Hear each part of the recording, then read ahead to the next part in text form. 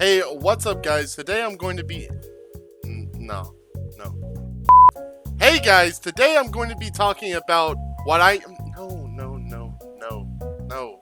No. Hey guys, today I'm going to be Look at me right now. Stop fucking up the intro.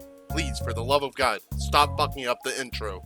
Hey, what's up guys? So today I'm going to be talking about what I think the top 5 decks going to the month of October are going to be. I've had a lot of questions about this and I haven't really sat down and thought about it until now. So let's get right into the video, shall we? Work all day, grind all night, never live the same life twice, that's right. So look at what I'm plotting, it's either be phenomenal or be forgotten. Number 5.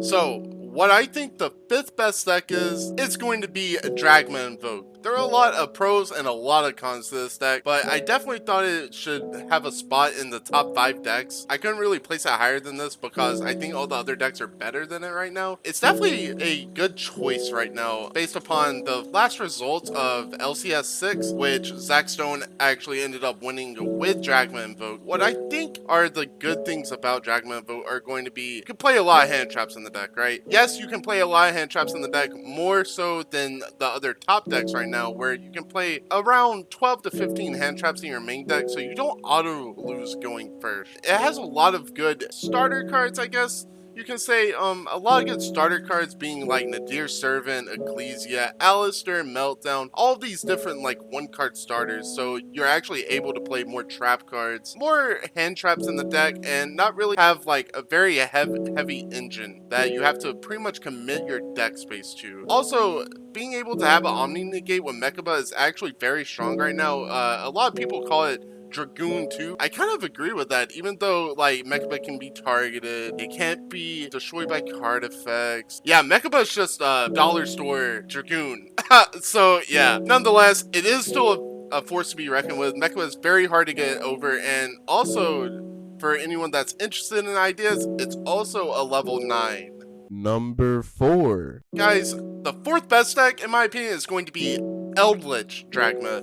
Not Dragma Invoked, but Eldritch Dragma. Unlike the Invoked version, I think that the Eldritch cards give you a lot more potential in the grind game, being that they are pretty much the best grinding deck that we've had in like recent sets. Everyone already knows this. Also, Goldenlord is a bitch to get over. Also, like the Invoked Dragma deck, it can also play a lot of hand traps. Like all their engine cards, just like the Invoked version that I put at 5th, are also like 1-card starters as well. But I think that it has a lot more potential to be able to be a force to be reckoned with in its own sense, being that it has so much recursion in the late game. Being able to outgrind decks like Dragon, Inferno, all these decks that don't really have a grind game after you break their board, it's still a very good deck. If you guys haven't thought about playing this deck and maybe aren't playing a deck on this list, I would definitely give it a shot and see what you think about it. Number 3. For my 3rd best deck, guys, I'm going to have to give it to Dino. A lot of you guys were expecting this. Dino is very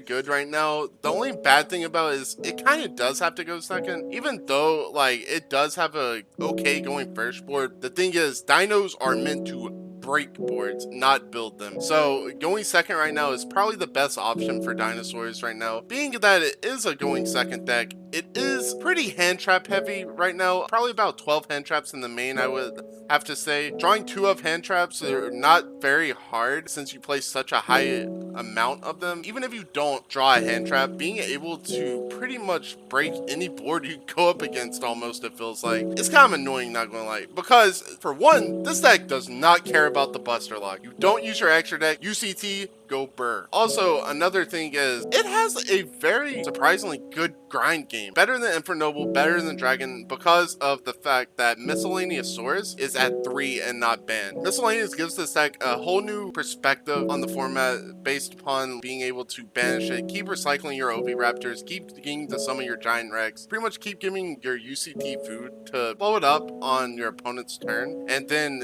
float into like like either an Oviraptor, or if you pop Petite, then summon Hankertops from your deck. And doing this giving you an extra interruption alongside with Dolka and UCT, or even Logia if you choose to not summon Dolka there. Also having the option to be able to play the Verte package and summon Dragoon and then break boards that way is also a very high threat right now, because who doesn't love Dragoon, right? But yeah, guys, that's going to be my third deck on this list. Dinos are very scary and a force to be reckoned with. Number 2. Guys, we're at number 2 now. Number 2, the second best deck, I think, right now in the format. As it does pain me to say this, it's got to be Inferno. Inferno is in a very weird position right now, where last ban list, it got hit pretty hard, guys. Jet Synchron, O-Lion, these cards got banned. It hurt Inferno a lot because now you don't really have your recursion, the ability to play through as many hand traps as you once did. Since now that they are banned, I don't really think that it's going to have the same amount of recursion as it did before. Being able to play cards like Smoke Grenade, very, very strong right now. If you're not playing this card in your combo deck, then I would highly reconsider what you're playing. It also has access to VFD, as we saw in the LCS 6, Lundrinity playing Inferno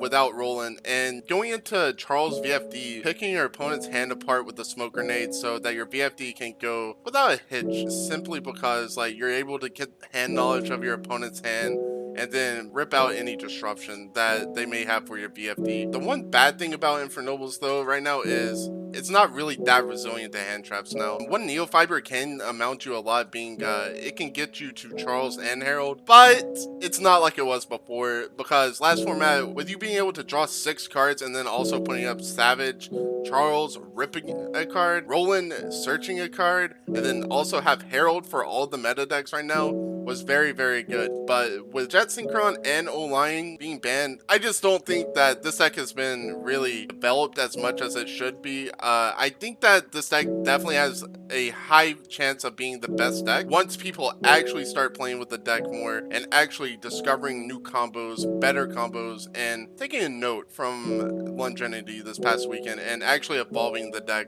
to where I think that it could become the best deck. And the number 1 best deck. So the best deck for the month of October, guys, you guys already know what it is, right? Yeah, you guys know, right? Yeah? It's Pendulum, baby! Ha! No. It's not Pendulum. Sorry, guys. It's not going to be Pendulum. But instead, it's going to be Dragon Link. As you guys already know, it's just a monster right now. You have the ability to be able to play Smoke Grenade if you so choose to. Deck is very, very resilient to hand traps, with the whole deck pretty much just being a whole bunch of extenders. And not only are there a whole bunch of extenders in the deck, they're quality extenders. Being able to have cards like Chaos Space, Quick Launch, 1-for-1, World Legacy, Guard Dragon, and many more cards like this, I just think that this makes the deck so much better and resilient to hand traps than Inferno is. Also, the deck has a whole bunch of 1-card combos, being Seyfert, Chaos Space, Black Metal Dragon. Like, there's so many 1-card combos in this deck that just make it so that this deck can play a lot of hand traps as well in their deck. Also, another cool thing about the deck is they have access to a card called Levy in there. With this being a card in the deck, being able to rip a card for free from your opponent's hand and making them start with 5 cards, or even 4 if you decide to play the Bylon Q package instead of the Rose Dragons,